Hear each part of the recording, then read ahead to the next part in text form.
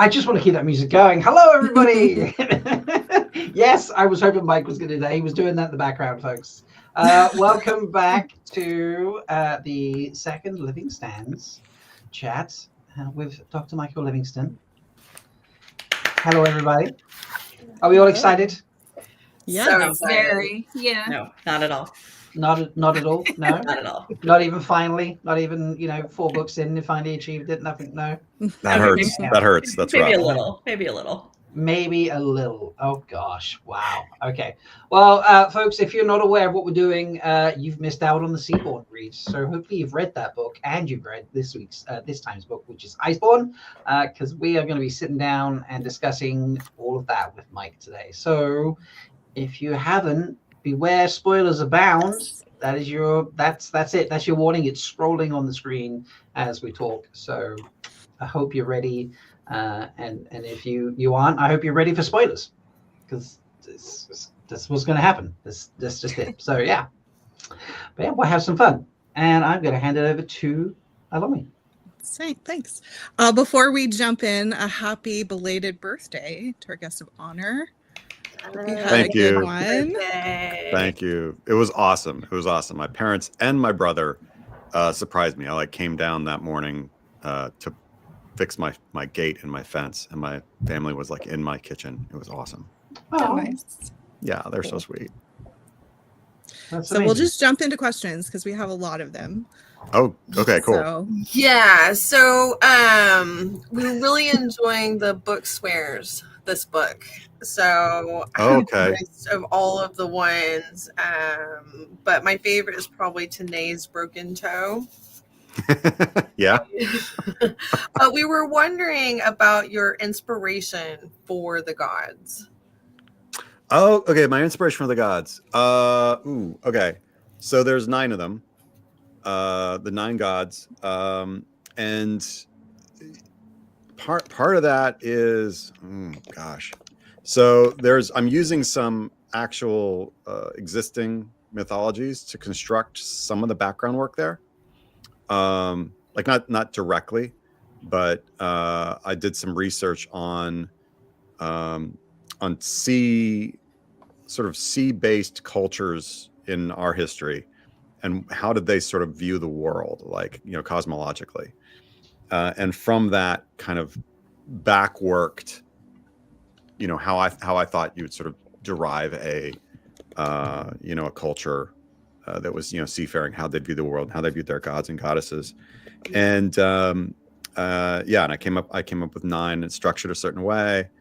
Their family tree, I built all that, and then sort of stories behind all that would have, as a result, those swears, the broken toe, the tit, all these, there'd be these things that actually had meaning. And then I did what I thought was fun, which is I never really directly explained why. Yes. Right. So I do a lot of medieval literature, and Middle English literature. You actually see it in Shakespeare. In Shakespeare, a character will say "zounds," which is an abbreviation of God's wounds, and it's a swear. It's swearing by the wounds of Christ in that case, and so it's wounds, and then it just becomes "zounds." But nobody who's saying that says God's wounds or "zounds." Therefore, because of this whole story of a crucifixion and all this apparatus, nobody does that. It's just this thing, right? And it's actually ultimately divorced from all of that context. It's just now a thing people say. So I tried to do all that. So I know where all that comes from, but I didn't explain it in the books because they wouldn't. It was just, that would just be the way it is. And then it allowed for fun jokes where I had, our poor Windborn friend trying to use it and totally screwing it up. He's trying to flirt by using it. It's all wrong. She's like, "You're so cute." It's oh, that's cute. You're so adorable. But not even close, right? I felt very seen. You felt very seen in that. Yes. I'm I would use the words wrong and in that way as well. Yeah, absolutely. It was like, kudos for trying, dude, and then of course, he screwed up even in thinking there was just like male and female. He's like, oh shoot, I messed that up too. I did have a question about that. You had pointed out, and it seems that the masculine gods have an O in their name, and the feminine gods have an A, and the non-binary gods have an I. And you tell the backstory of how, the mother and father god got together and had the two children, Towir and Tomoa. Oh my God, you took notes. Okay, all right. Yeah. All right, let me stretch. Okay. But we didn't see the further family tree in the other one because we have Taloa and Tanae. And I would think that Tanae would be the non-binary one, and they have the most interesting one, the broken toe and the teeth. So are you wanting to know like what the whole like family is? I was just wondering, because we get some backstory, and if there is a full family tree, do we get the rest of the family tree in Stormborn, or is it just something that exists in notes somewhere? That's a good question. Do we get the whole story in Stormborn? I don't think I ever do. Okay. It is, I wrote, in part of like working the background of this, like I actually wrote like almost like a creed, right? That like that people would like, in an actual religious sense, like you would kind of say this creed, right? And that sort of explains how everybody kind of fits together, right? But yeah, the idea that and it actually doesn't start. So you have Tawa, which is mother sea, right? And then father sky, Toma. But there's actually a progenitor to them too, which is T, which is actually light. So yeah, I have all that worked out. And then there's mythological connections to those things, right? So Tekoa's gift is the char. That's the gift that was given by Tekoa in kind of to make up for the creation of Tanae, and then Tanae's curse is how we get get all the bloodborne and all that kind of stuff, and the blood war, and all that. Yeah, I got stuff on all that, but I don't think anybody ever really explains it all in story. I tried to just have these little references, and that you could sort of try and take a guess at, like, what the hell was the broken toe? Like, what's that about? Like, is it Aragorn? No, but I love it. I can pretend. That's awesome. Yeah, secretly, it's all secretly fanfic. And all and of the course gods. yeah, and it was really important to me that it not be explicitly or like exclusively binary in the way that people would expect. I wanted to make it like that most people reading it would have the same viewpoint that Caden did, and the same assumptions, and that when she corrects him, you're like, oh my God, I was having those same assumptions, right? That it would all fall in these kind of categories, and there's no reason it should, other than people's pre-existing prejudices or whatever. I mean, not in a negative sense, right? But expectations, and that was Caden had those unconscious bias. Yeah. And Caden had them too. It's not because he's a bad guy. It's just his world, his experience didn't have that. Yeah, very nicely done. Thank you. Very true. Yeah, it's very entertaining. I enjoy his journey with the swearing probably more than any other example of the swearing I've done. Well, it was fun. It was fun making that. I have a list of like all these different swears. I didn't use them all, but it was like, what am I going to use for this one? Oh, this is a good one. Like this feels right. Yeah, I wanted to kind of take people by surprise. So what are our chances in a future live stream of hearing more of this, the creed and the other swears? Are you hiding them away for future sequels? Well, yes and no. I mean, like if one of the things that I would like to do as a sequel, if sales were such that somebody was wanting to buy more of these books, would actually be, it would be kind of nice to not know everything. Yeah, That's fair. because one of the other things that is so, I think y'all understand, is so important in these books is nobody has clarity about what's going on. Yes. Right. Everybody is wrong, right? Or everybody's a little bit right. Everybody's limited. So yeah, I tried to be careful about having definitive answers for things, because it would imply that there is a definitive answer. If that makes sense. Totally makes Keep them sense. guessing. Cool. I like it.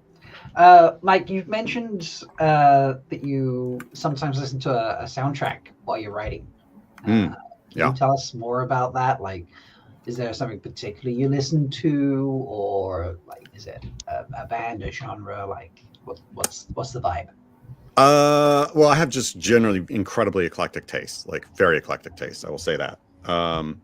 But when I'm writing, there's only a few things that I will listen to. And it actually depends upon the kind of scene I'm doing.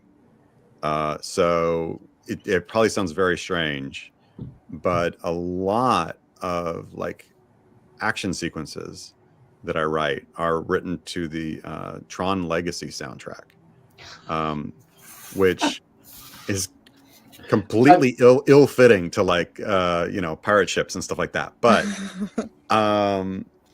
that has a kind of, I don't know, it just sort of has like a mood to me that really, I'm like, yeah, we're doing this, man. Like, and so it's easy to kind of get in an action mode for me doing that. So yeah, I do a lot of my action writing is to Tron Legacy and stuff, but then I have a sort of go-to list of things that I like to listen to as sort of background music when I'm writing, just generally. Last of the Mohicans soundtrack, I think is one of the all-time greats. I listen to that a lot. Just to like, I'm in this kind of mood or whatever. But yeah, it does depend. But yeah, action, that Tron Legacy shows up quite a lot. Weirdly, I also use that for writing my history stuff a lot. I don't know why, but it just that kind of works. Yeah. I'm gonna have to do a reread with the Tron Legacy soundtrack playing in my ears now. I can't imagine it would actually help any. I think it's just like no, it's such a cool soundtrack. Like, it is. It's a great soundtrack. Yeah, it's a great soundtrack. I mean, it's like top 5 soundtracks to me, and definitely Last of the Mohicans is another one of those. I'm showing my age with Last of the Mohicans, but that soundtrack is just extraordinary to me. It's so perfect. Yeah, it's one of my top 5 favorites. Easy.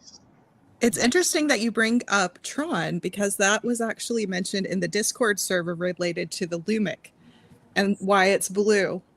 Oh, I don't know if that was a conscious or a compost leaf mold of the mind situation.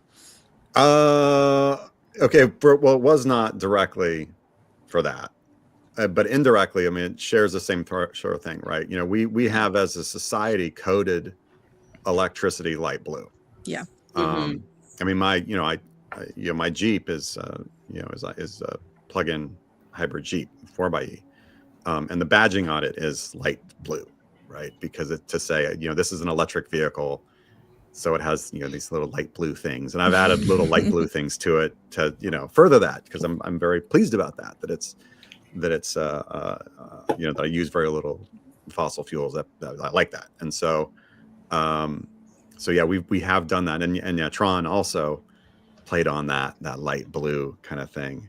I actually don't even know what the origin of that is, why we went to light blue for showing electrification, where that even started. But you are absolutely right. I mean, Tron is coding that way. My Jeep is coding that way. And so I was like, well, I'm just going to code that way. That's just, I want to go ahead and use that thing that I think is in people's heads. The subconscious. Yeah. Like if I made this fuchsia, you'd be like, what the hell's with fuchsia? Like what, like, but I thought, light blue. I think people will just be like, yeah, that makes sense. Yeah. It feels right. Yeah. And then while we're on the music, what about the sea shanty? Did you have any specific inspiration for that? Well, a lot of people don't know this, but I spent several years working in Alaska on a fishing boat. Catching king crabs or something? Yeah, crab fishing, right? That's not true. That's not true at all. I'm I was sorry. going to say, I can't tell you. You You guys are just right going now. right along. I was like, how long am I going to go? Yeah. How long am I going to go? No, absolutely not. Oh my God. I grew up in the mountains. I'm like a Rocky Mountain guy. So the sea shanty stuff, obviously that's part of our culture. And it was something I thought I really debated on whether or not to have that. Is that it's a stereotype, and it's built of a cultural aspect in our world. Well, obviously my readers are in this world, our shared world. So how much do I what levers am I going to pull or utilize to make things more real for the reader? And ultimately decided, I'm going to do that. So it was kind of more almost like clinical. I feel like I need this to make this really work for the reader. I think it's going to land. And then so I just did research on historical sea shanties. How do they work? What's the meter? What should be the rise and fall? And how can I replicate that as best I can? I am toned. I cannot sing. I'm a horrible singer. Hide your children. Dogs are barking. I'm a terrible singer. But I have an eye for meter and how poetry works. So I'll just fake it. And if somebody can sing it, great. But I don't know how it's. We should get Wadapella on that. Seriously. Yeah. It's on my list. hopefully hopefully I got it right. But if nothing else, I wanted it to feel right. That is what this sort of thing should be like. Great question. You put in a sea shanty, we're going to ask you about it. It's. Yeah, it checks out. That checks out. Yeah. I should have known better. Should have sent it with sheet music. No, don't, because then I would have got it composed and it'd be playing in the background. I would also I don't know how to read sheet music. I don't know. It's just a bunch of dots and lines. I don't know. I took lessons for a while. It really just feels like that. Nice.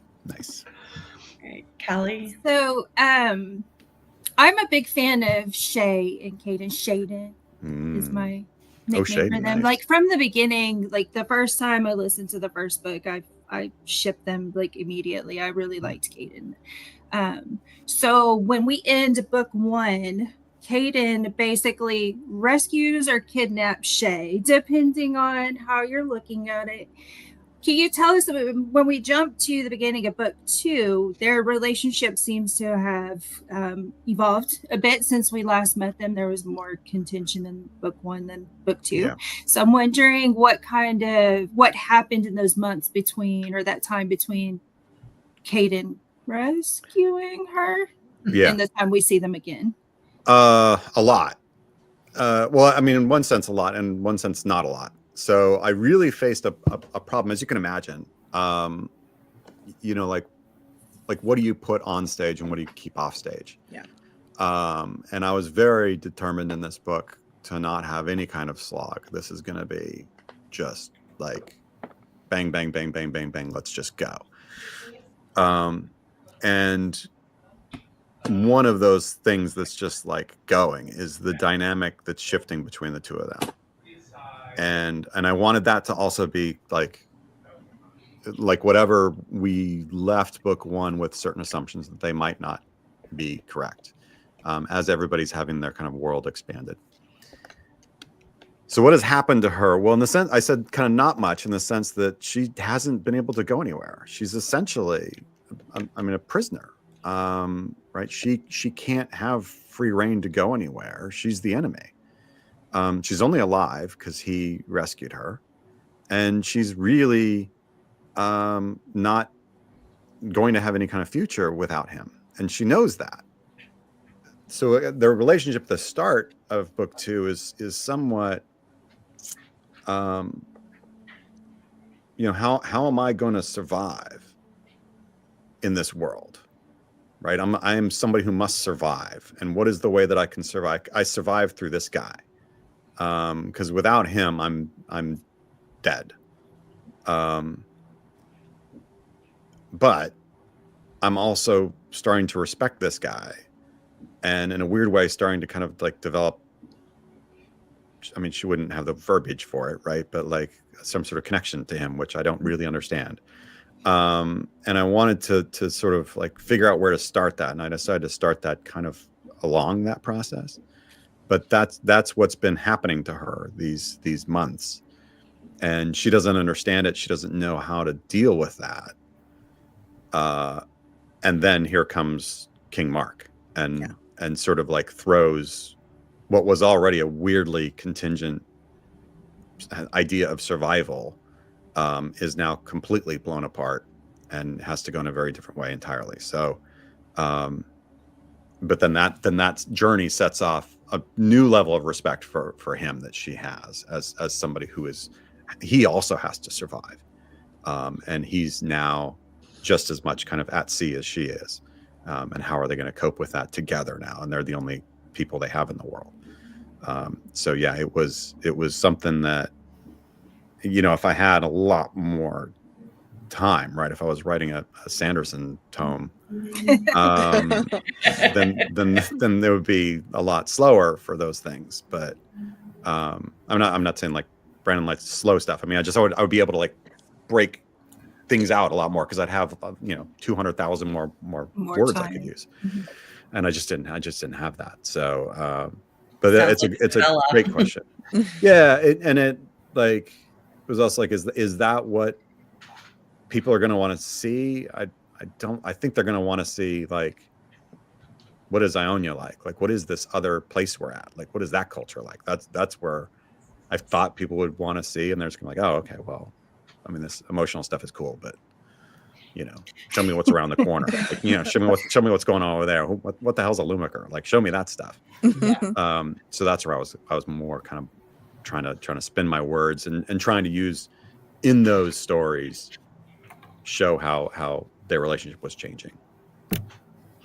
I love their relationship. There's a lot about it that feels like they just, to me anyway, it feels like they don't talk about anything that's going on between them specifically, but they also accept that whatever is happening, and that they don't worry about needing to explain it to each other. And they just in the moment accept like, oh, okay, so you're going to say this or say that or behave this way, or, you need a captain or anything like that. And in the end, it becomes, like, I love you type thing. But I like the lack of explanation. Makes it feel to me between them that it doesn't matter that we didn't get all those months of details between them going on. Like, it just feels, Eric's just accepting the moment, so I'll just accept the moment, and it just I'm super glad to hear that, because that's obviously what I was trying to have happen. And because they, he doesn't know how to express himself without feeling weak, right? I mean, he has kind of an our sort of terminology, sort of like lots of toxic masculinity baggage he's like trying to grapple with, and the whole damn thing is utterly foreign to her. Like, she's very utilitarian, like what good are you right now? So yeah, but I wanted, coming out of that, it was so important to me. The thing I really loved writing was when between them, and he is physically so weak because of what the attack that he's been through, and he's broken, and this of course flips everything around. She was broken and he had to save her. Now he's broken and she has to save him, and her sort of trying to think about why is she doing that. She has that moment where she has, why did I just have the thought, my Caden? Why did I do, like, what does that mean? I love that. I squealed when I heard that. Yeah, right. Because, it's my Caden. Wait, what the hell is that? What is that? Like, and that she, like, that's just so foreign to her. But it should be natural. It should be very beautiful. but she doesn't live in a world where that is. So, yeah, I also shipped them. Nice. So Yeah. for what it's worth, obviously. I think my aha, because we knew Caden was kind of giving her some side eye, checking her out. We knew that in book 1, but in book 2, when she meets Mark and Mark is kind of going after Caden being a jerk, and she has this initial reaction to kind of be protective over him. I was like, oh, there we go. Yeah. Right. Yeah. If you go back to Seaborn, there's one scene where she's kind of like, that's interesting. But yeah, in the months since, she's had more of a protective relationship. Again, partly self-protective, right? What choices does she have? I also love that she's modeling how to overcome her own cultural stereotypes and allowing herself to like feel something and change her behavior and her mindset. Yeah, shipping people in the Seaborn. Well played. Yeah, no, you're absolutely right. And right, that their relationship isn't the only one where you have that, that kind of dynamic taking place. It's happening to all of them at some level. But yeah, theirs is, I think, the easiest to see that because we're, I think, mostly seeing it through her eyes. And she's kind of, stranger in a strange land here. But yeah, I adore writing them. I mean, I adore writing all these characters, but Shay is just, I love Shay. She's just too much fun. Like, yeah, same. Shay would be good at a party. I don't know. Yeah. Shay spikes the punch in my book, so Oh well, yeah, yeah. And she breaks out the mask. She breaks them. She's like, "Let's do this." You're like, "Are you putting bone powder on your face? What's happening right now? Like, this isn't going to end well, is it?" So, well, it'll be a good time. Like, what type of party did I show up to? Yeah, the best. Yeah, she's awesome. Mm-hmm. So our next question is, can you talk us through the transition from writing nonfiction to fiction? Oh, like, what was the spark that made you want to write your own story when you've been writing all these histories? So I write them all concurrently. It's not a, yeah. Okay, so this gets weird. So at any given moment, I'm writing at least 2, if not 3 or 4, books or stories, and they are from all these different things. So I kind of actually really don't think of it as separate. That's not to say I make up my history. I don't. But like, you're telling a story, right? So if I'm trying to, if I want to teach people about like what happened in the middle of the Middle Ages with the so-called 100 Years' War, as I like to call it, the 200 Years' War, I want to explain that to people. All right, well, that's a set of facts. Facts aren't history. History is a story that explains facts, right? It's like theory, right? Gravity is not a fact. Things fall. That's a fact. Gravity is a theory that explains it. History is a theory that explains facts, right? It's a story. So I need to tell a story. What's that story going to be? Is a narrative question.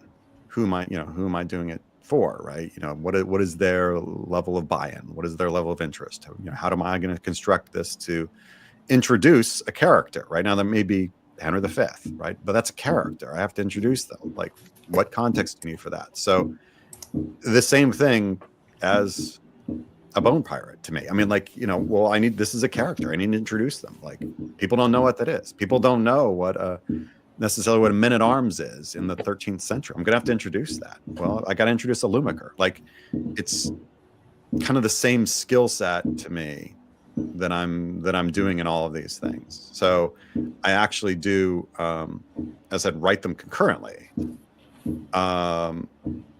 And part of that is that I never have downtime. So if I'm trying to write Iceborn, and I don't know how this chapter's working. Like I'm stuck. Then I open up the file on Agincourt or whatever that I'm working on, right? And like, oh yeah, but I know how that's going to work, right? I know how that chapter is going to write, and so I write that. And if I get stuck on it, how am I going to write this? Let me go back to Iceborn. Oh, I know how that's going to work now, because like somewhere in the back, it's all getting figured out, and then it's ready when I hit it again. So I actually do it all concurrently. So I don't feel like I shift. It's more just like, which pile of information am I using? Am I using this pile of information that is a independent of me, that exists in history, or am I using this pile of information that I've created, that is a made-up history, right? In this world, or in shards or whatever, right? That it's just almost like a data set that I have to weave. I have to weave into this somehow. How I'm going to do that, which also means that whatever skills I learn in one area, I then kind of apply to the other, and hopefully it makes both stronger. Yeah. But great question. Yeah, great question. So writing like historical narrative, you don't feel like your brain shifts to a more fictional setting where you have, I'm going to use these words and you can correct me if this is not how you think it, but more creativity and latitude? I feel, so I will say this. I feel safer writing fiction, because who's going to call me out if I get it wrong? Right? Like if I booger it, I could make up whatever and people be like, well, but he invented it all. I mean, like he must know, right? Which could easily happen. Like I could mess something up and people wouldn't know, or if they knew, I could probably figure out a way to pretend I did it correctly. I can't really do that with real facts, right? You're like, oh, but that you have this guy alive and he's dead. I'm like, oh shit, yeah, you're right. That's yep, messed that up. So I do feel safer in that regard. Okay. But as far as how I'm approaching material, I'm not really thinking of it differently. I mean, you are like when I'm doing fiction, obviously I'm doing a lot more dialogue and things like that, right? You are sort of accessing different tool sets, but in the end I am building with tools, and those are narrative storytelling tools, and it just what's this one going to look like? By the same token of, if I'm talking to an audience about history, well, I approach that very differently if it's my 10 top medieval military historian colleagues in the world versus 500 people at a convention who are all very interested in military history perhaps or whatever, but they're not this little group of utter geeks who've spent 30 years studying something, right? I approach those audiences very differently. So yeah, I'm not really conscious of like shifting, other than how best am I going to execute communication in this instance, right? How am I going to present the story? That's all I'm really after. And Tron's playing in the background regardless. And Tron's rocking. Yeah. Tron's going. Gotta have that Daft Punk. So yeah. Interspersed with Last of the Mohicans or something. Like, go figure. I'll play the Arrival soundtrack and get really funky. Who knows? Someone out there needs to like do a mix of those two soundtracks. Oh my god! Now I really just want a video of you sitting at Robert Jordan's desk, like rocking out. For this. I don't get to rock out too. I'm at the desk now because I'm in my campus office. I don't get to rock out too much here because I have colleagues and I don't want to And they have poor taste in music? Yeah. Well, they're trying to be, serious and stuff. I don't know. They don't That's what need me. headphones are for, man. Yeah, they don't need me in here screaming. And again, if there's words to the music I'm listening to, I sing to it. But as I said, I can't sing. Nice. So that's you can't. That's not good for the halls and anybody trying to be serious. That's not good. That's not Super nice. Fair. Yeah. Sends people to the infirmary. That's not good. So while we're on the writing process, what about expanding Black Crow, White Snow into Seaborn and Iceborn? Yeah, so that was obviously that's kind of where it started, right? Is I had this existing novella that sells and does well, and so can you write more in this world? Yeah, of course I can, because I love this. I love these characters, and I love what I kind of already know in the back of my head about where they might have been and that sort of stuff. So yeah, expanding it was so awesome to do, right? And Seaborn, of course, is kind of the prequel, and then Iceborn is that story retold, different. It isn't quite the same what happens, and that was troublesome in that I really wanted to have my cake and eat it too. I wanted, like, I don't want people who listen to Black Crow White Snow to be mad that the story is not the same. I didn't want them to be mad, but also I didn't want it to be the same, because this is a different thing, and it's a much bigger story, and it's going in all these places I kind of would have liked to go, but I was contracted in Black Crow White Snow for a novella of this length, and so I'm going to cut it and have to make it do this to make that work. So yeah, I wanted both those things to happen, and of course, that can't happen, right? It has to be different is going to inevitably make somebody mad that it's different. And I just had to accept that, even though I didn't want to. And that was my editor and my agent both kind of had a talk with me. We're just like, you just got to let that go. You just got to let it go. Like, what is the story you want? And I'm like, this is the story I want. And they're like, and that's not exactly the way Black Crow White Snow is. And I'm like, that is correct. And they're like, so who cares? Like, you just need to do that. And that was very wise, and that was correct. Their impulse was absolutely right. But it was hard for me to kind of get over that, because I didn't want to disappoint anyone. It's one of the great sort of fears in my life, is to have disappointed somebody, and especially anybody who used any of their money or whatever to read something of mine, and in that respect kind of support me or whatever, and that I would have disappointed them with a bad story, or that I had changed this thing that they loved or something. That was hard, but necessary. I mean, the way it goes in Iceborn is the way it kind of always was, and is the way it should be.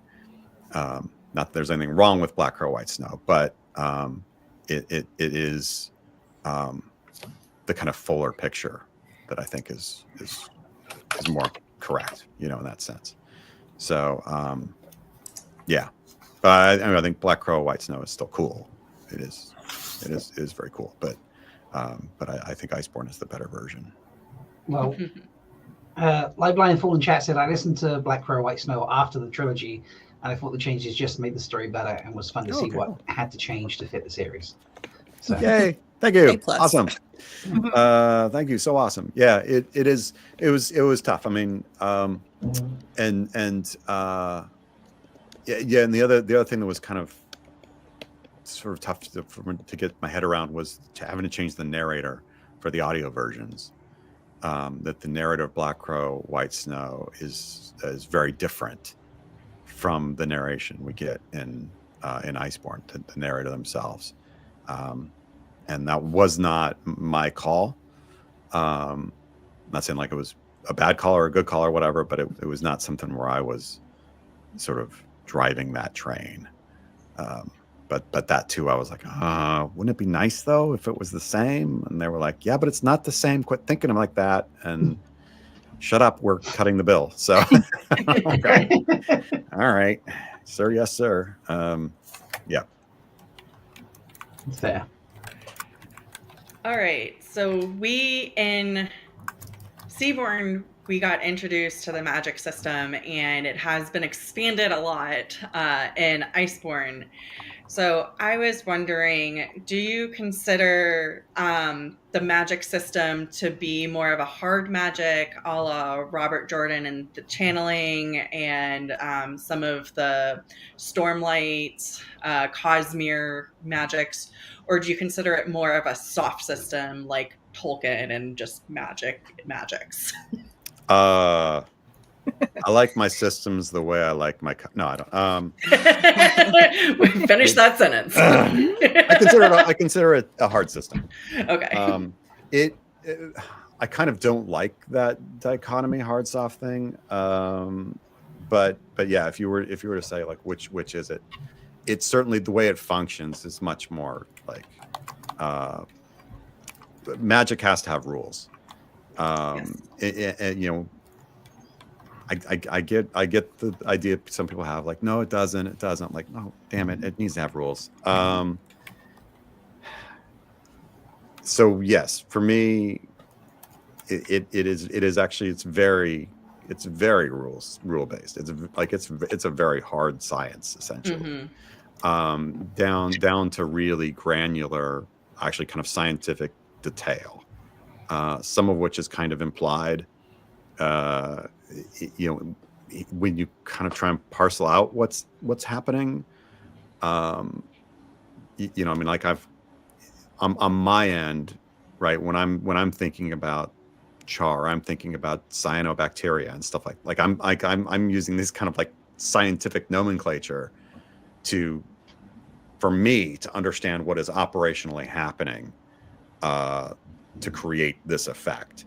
And like any biological process, it's going to have these kind of restrictions upon it and these kind of forces interplaying with it.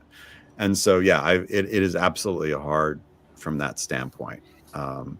And again, how much of that do they know? Versus how much do I know, right? And then how much is therefore gleanable by the reader? Those are very different things. But yes, for me, it's very much rule based. It's very structured, and again, like literally, like scientifically.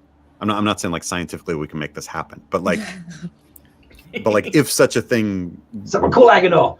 Yeah, just like this little thing and this little thing, that would be how it would work, and that has then ramifications for what we see happening in Iceborn.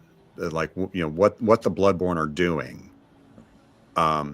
is science essentially. What they are doing, and I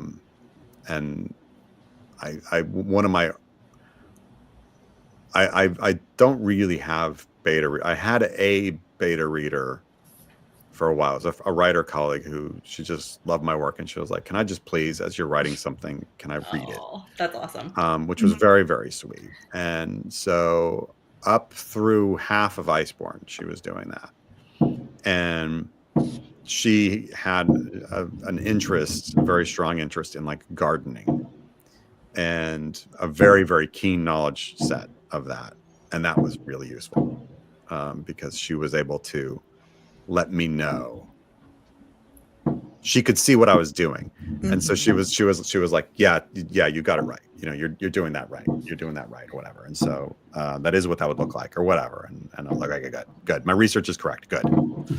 So, yeah. Yeah. So I think we identified Char, Lumic, Bloodborne, and whatever it is that Shay did, and they're all interconnected, but they're all kind of their own things. Whatever it was Shay did. What does that mean? I think that should probably say Alira. Oh, that is Alira. I that was my mistake I had a couple of typos. Whatever it was Alira did. Alira. What are we thinking of when we're thinking of other? Oh, when she like put her hand in to save, when she was with the Bloodborne, and she put her hand in and like didn't inhale the char because she can't do char, but still she did something with char. Mike's there just being like, yeah, keep going, keep talking. I'm not going to say a word, like that's called edging. So. Thanks, Rob. It's take a drink of water and let that go. Not in my book. Anyway, so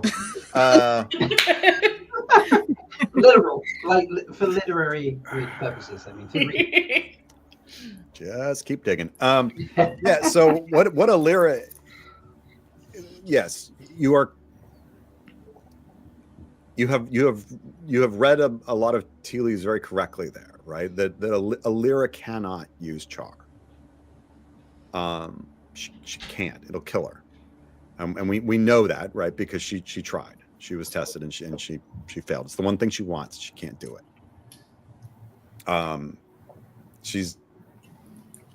She is and is not using char now. Because of what the Bloodborne have done. So what is now what the Bloodborne have been doing is changing changing the science essentially behind what char's doing. Okay. And that actually is enabling her now to do what she does. So that's not actually separate from. It's separate from, but it's like derivative of char.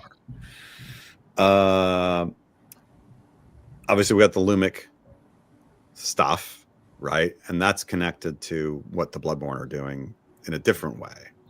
But those things are all connected. Mm-hmm. Yeah. Well, are we going to find out in Stormborn?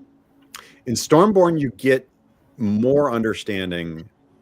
Hopefully, if I did my work correctly, you're going to have more understanding of why a lyra is able to do what she's doing. We'll now know that, and a little bit more understanding of like how the Bloodborne are making this happen, what it is that they're doing. But the stakes of Stormborn are also going to be a little different too. There's a bigger thing afoot, as it were. Okay. All right. All right. And then one last question. We didn't write this one down, but you said it's a little known fact that you were up in Alaska doing crab fishing. I lied. Yeah, I lied. And Building a documentary for this. well, a lot of the comments in the Discord discussed Shay and Shay's crew doing this Arctic exploration, essentially like coming from a tropical environment. And a lot of us touched on various historical explorations and other places where we've seen that either in documentaries, books, through studies. And so we were wondering where you came to your process of writing that, because again, a lot of us were like, oh, this sounds like something we've heard before and this is terrifying and why would they do that? Sure. Yeah, Bella. So yeah, what Bella and oh my gosh, yeah. I'm just losing all the names. No, today. it's fine. Too many of them stop with so Bella, what she's going through on the ice in particular, there is absolutely a precedent for that I have in mind. Of course, and that's the Franklin expedition. Okay. So the Franklin expedition, for those who kind of don't know, I mean, just look it up. It's crazy. It's just crazy. This is Shackleton and the Endurance. Sorry, excuse me. Two different things. So you have the Franklin expedition, which is utterly terrifying with the terror of what's going on in the ice, and being locked into the ice, and like what's going to happen and how we're going to deal with that. The other one that is in my head, as far as what do you do from that point, and that what is in my head is the Endurance and Shackleton's Endurance, and what those guys do there. Which, of course, one of these is in the north, the other one's in the south. These are completely different parts of our world. But I really wanted, like when I was working on it, I was doing research on both the what's happening with the Terror and the Erebus up on Franklin's expedition. Those are the two ships involved there, the Terror and the Erebus, and then what's going on with Shackleton's Endurance. And we're of course very lucky. I mean, Shackleton, the story of Shackleton and the Endurance, is really extraordinary. an extraordinary tale of leadership and survival, and one that we have documented by photos, because the photographer who's there takes these incredible photos, and they keep them. It survives, and so we have these shots of what that looks like. Like, what does it look like when a ship is froze up like that? And I 100% like had those up, and would just kind of maunder in that, right? And then, all right, now let me try and write this, and hopefully a feeling of that'll come across as to how cold this was, how much frightening it must be, like the creaking of the ship, the cracking of things. What is that like, and what is the horror of that, and what does it leave you with options? And of course, it is basically not many. Mm-hmm. And in those twin cases, they kind of make similar decisions to strike out, with very, very different end results. And I wanted people to feel that kind of fear, that sense of horror. It's of what terrifying. That must be like. Mm-hmm. Good. The book is everybody unanimously agreed how absolutely horrific and terrifying it was. I mean, I legit thought Bella died. Like, it's like, I don't see how she's getting out of this. Oh, when she was attacked? When she was attacked, yeah. Yeah. No, and of course that was, it was very important to me that she experienced that. Bella has defined herself. So like the whole book, you can just kind of think about it as people have defined themselves, and the world is telling them they can't maintain that definition anymore. You believed that you could be one thing, and life has told you that's not going to happen. What do you do? Mm-hmm. And Bella defined herself by, and her kind of seafaring capabilities and things like that. What do you do now? You only have one arm. How are you going to move forward? And of course, like the answer to that is, it's very human answers, right? But that she has to kind of come to terms with that and move through that. And I'm kind of hoping that, like, we're reading it like, what the hell's the matter with you? You're fine. Like, come on, it's like, this isn't that big, but in her mentality, it's a big deal. It's a massive loss. Mm-hmm. But it's one that enables her to grow and become a stronger person than she was. And in part becomes stronger because she learns that other people can do things too. She doesn't have to do everything. Mm-hmm. And in fact, she's stronger when other people help. And mm-hmm. and in that scene, obviously we're very full spoilers here. It was absolutely essential to me. Absolutely essential of who is it that the last thing she sees in that attack, the last thing she sees before the blood loss gets her, is him.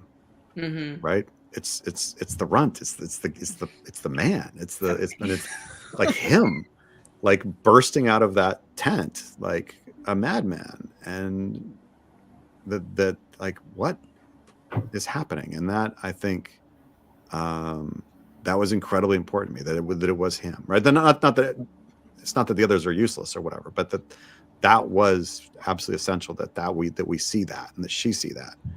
And then of course by the end of the book, that she is now sort of really connected with him in a way that she doesn't expect either, and he doesn't expect. Mm-hmm. He doesn't know how to deal with it.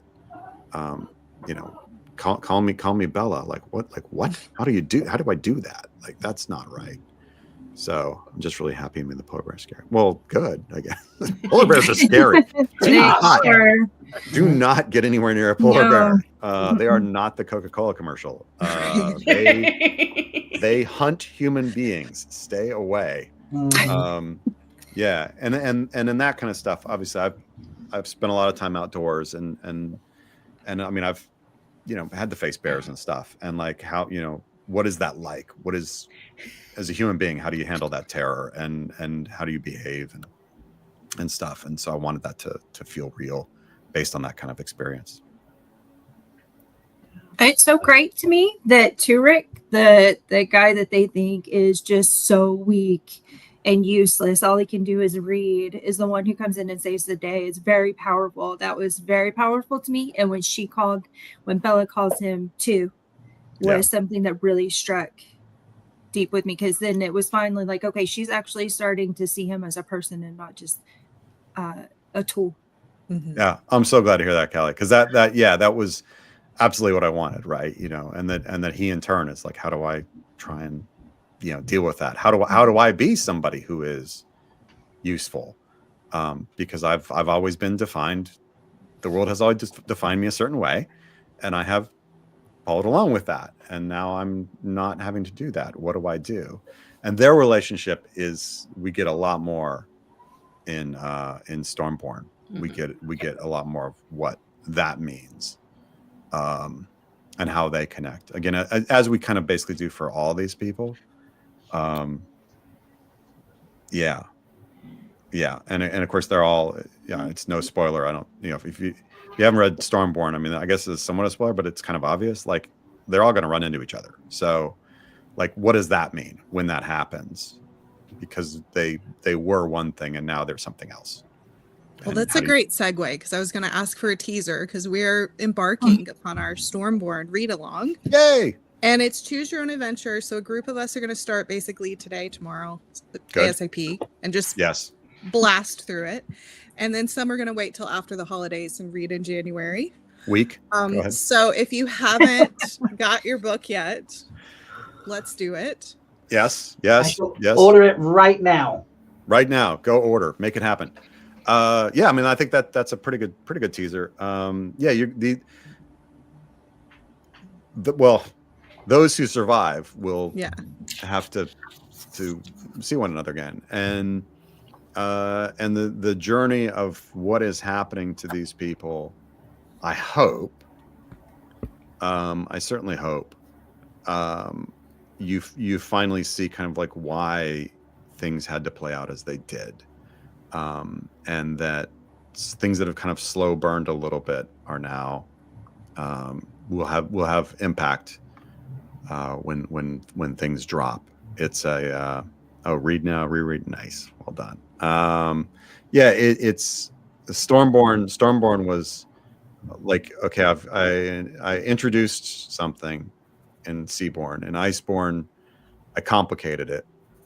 Now I can bring it all together and hopefully show why all of this was worth it, and enable you to just play with all the pieces, right? You know what Illumiker is now, right? You may have questions and you'll get some answers.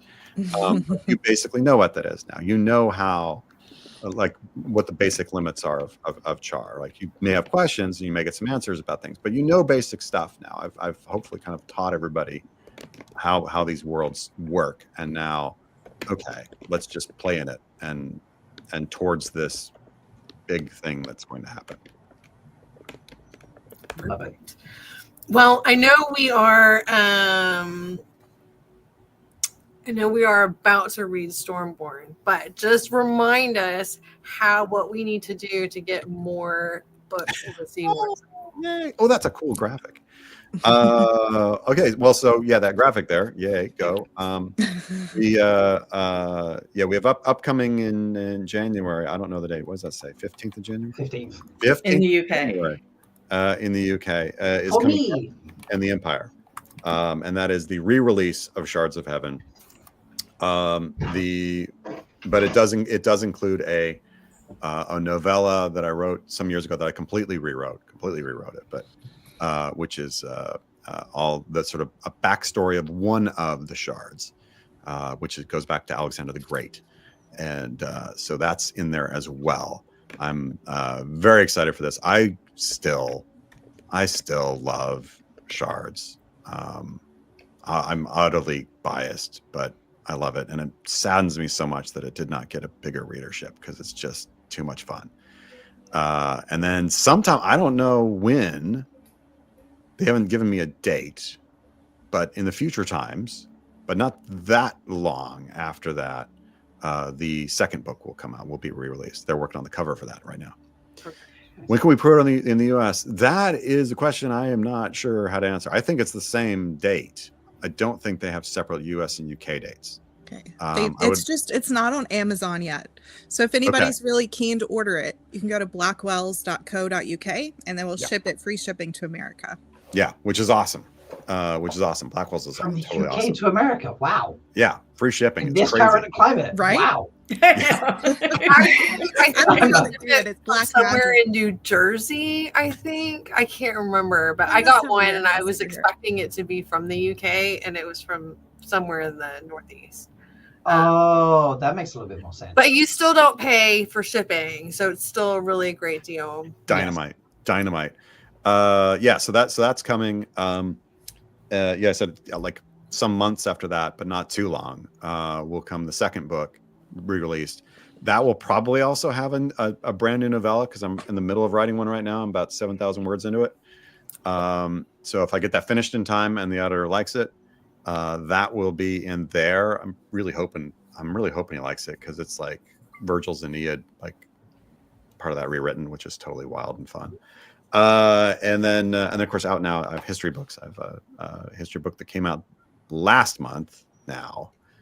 There you go. 2 different titles in the UK, The 200 Years of War. The better title. Here in the US, Bloody Crowns. And the UK version also comes on that beautiful special edition. That special edition is just gorgeous. Those are numbered 750 copies, and they're all signed by me right here. So, yeah, and it is gorgeous. They sent me a copy, and it was like so nice. Good God, look at all that stuff. Yeah, it's a lot. But how do you get more? Yeah. For more that's- fiction, give us homework. For more what do you mean for more For fiction? more Seaborn sequels, give us our homework. Oh, well, While we're here. Reviews. Reviews and just get people to buy the damn things. But yeah, your reviews help. If the on Amazon and things like that, or books and wherever you get stuff, those reviews get kind of tabulated, as they do for anything. I mean, even on I see you got my history hit stuff there. Those documentaries, they'll I know it enters into things whether or not there's lots of comments or likes or whatever on those shows because they're watching that stuff, right? So when the last documentary of mine, which was on Owen Glendower, the Welsh hero, that came out, I don't know, some weeks ago. They wrote me the next week or whatever, like, oh man, we're getting really good comments and things like they had some expression for what that meant. The number of views to comments, I don't know. They had some sort someone of, did an equation somewhere. right, some equation, and they're like, it's got a good gazungity zoink, and I'm like, yay for gazungity zoinks. I love those. What's a gazungity zoink? And they said it's a thing about the thing, and then you add the carrot, and I was like, cool, whatever. So yeah, I mean, just we in our world now, right? That's what's driving stuff, right? I mean, it's things I don't understand how they work. I just write things, and then hopefully more people buy them, and then they pay me to write more things. But yeah, I'm really wanting to do. My big want is to do either the series that Shards is the backstory to, or the series that Seaborn is the backstory to, because both of these series were written as backstory to a bigger series. That's what I would love to do. Both? We would love to see it. It'd be great. It'd be great. I mean, folks, if you want to see both, like Michael has just said, go review things, like things, comment things. But look, what's it the kids say? Go put Riz on it, So Yeah. whatever, like that's is that what the kids say? that's a real. It is, Mike. It is. I'm not. This Okay. one's not. Yeah. That's fire. Yeah. Yeah. 6'7". 6'7". Oh God, no. Sorry. No, don't 6'7". How Don't dare 6'7". you. No. How dare you? I can handle Riz, but don't 6'7" it. So Yeah, I mean, even just, check out check them out at the library or whatever. Like, yeah, just having eyeballs and telling people, however you tell people, it doesn't matter. Just share it. And things like this are wonderful. Thank you so much. You guys are awesome. You guys are awesome. Our pleasure. So yeah, so go out, folks, do the reviews, go buy your book, and one second, I do something. What? What's going on? A review. All right. Sorry, express delivery. Go buy the book, people. Yay. I got my copy. Wow. I'm going to start tonight. So, Score. Yeah. Look at that. Make sure you are there with us. Nerd. And yeah, and Mike, thanks for hanging out. Like, we love doing this. So Thank you guys We all so much. appreciate This is amazing. You guys are awesome, and I can't wait to see everybody again and let see people hopefully in the flesh before too long. Yes, absolutely. That we missed you last year at WorldCon. So Yeah, we did. Oh, yeah. I mean, What, we were still 2026? yelling. We were still yelling hot mic. Don't worry. Yeah, We did. Oh, Rob, are you going to read the thing? Oh, am I going to read the And thing? the poll, yes. Oh, so I'm gonna. Yes, thank you for the poll. I had actually said I was going to end that, and I forgot that. So we did a poll earlier, Mike. Who's your favorite POV? And Shay has won. Shay. With 55% of the votes, followed by Illyria with 27 and Bella with 18. So, oh, my girl Bella is 80. Oh, heartbreaker. I mean, it's like picking your favorite child. So Yeah. it's Yeah, but tough. we all have one. I mean, They did. It's Shay. It's Shay. But the comments were saying, like, this is the worst poll ever. How do I choose? I tried to select all three. So cheers. Okay. it was a very Okay. difficult, Look, but I think the ship, contentious. I think the ship on Yeah. Shay. Did I On get that Shay. right this time? Like, did I at least get the character right? Yeah. Yes. Shay Sara. All right. But yeah, look, Shay Sara's yeah.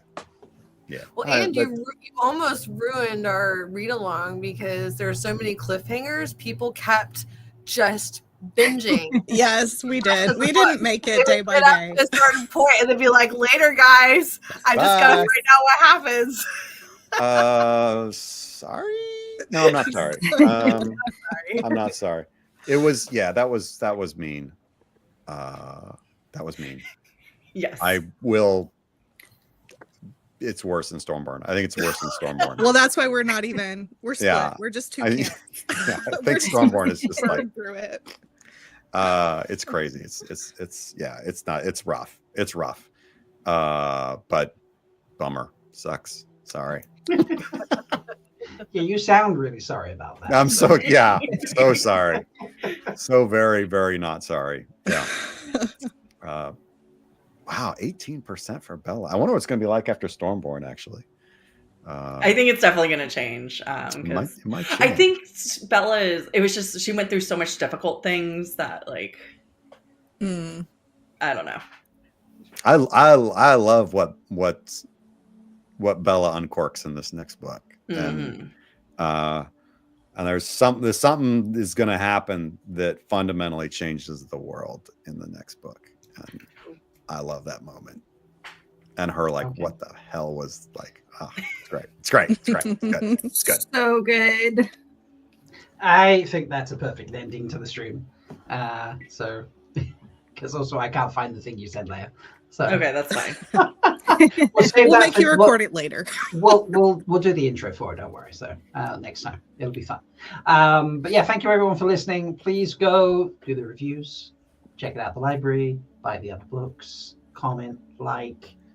Just be good out there, everybody. Yeah, Just do all those good things. Yeah, give the books as gifts. Ask people to write reviews. Yeah, that's a perfect idea. I think I saw Light, Blind, and Fool said he was going to buy the trilogy for all his nieces or something like that.